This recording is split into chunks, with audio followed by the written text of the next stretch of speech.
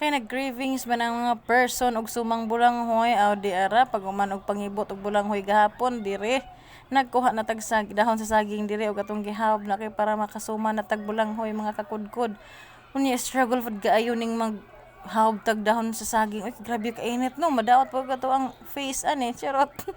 Madaot agi apang apply agreed job in town, madaot na naunsa na ni oy. Ngani jud ka kanang na ay struggle ag maghawb. Unya dito ra po mi naghawb sa kuanang sa mga sagingan kay dito ra man po yung mga unas. Unya nahuman naman ko dihaghawb diri na pud ta nagbitso na pud mi nag-need na pud mi sa among bulanghoy diri. Inga nakadaghan na ang bangguronon. Diha gisugdan na namog nid kani hapit na ni siya mahuman. Kaya gamay naman lang diha nako nag-video sa hapit na mahuman kay perti pod kataas di na pod manan-aw og mga kuan ni sa atong video sa una moingon na pod ni di na pod nag-upload na pod ang mga way hinungdan nga sa Facebook.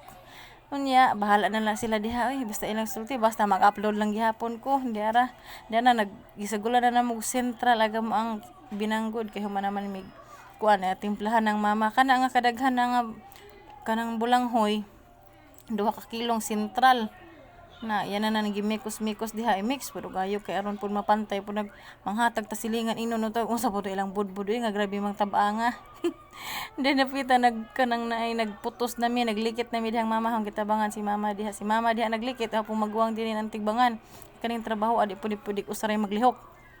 Hinahanglan pud nga usa pud mo ka barangayan ani maglihok kay usa maabtan mo siyam-siyam daragaw ang nilikit gwapa kayo no liwat sa charot bitaw na diring dapita kay nagandam naman po mig kaldero wa na lang po nang ana magusod di po na mawa ng beer oy samtang natay gibuhat naginom-inom po tag ginagmay man na nigkaman og nigkaluto sa ato ang suman na pud tay malurong-lurong na pud ta nya nighuman na pud tay kanon nya wa man nasud itong kaldero ha amo nang gibalhin diri sa dakong kaldero kay murag ubay-ubay jud ning pagkasumana da nya mara to salamat sa pagtan-aw bye.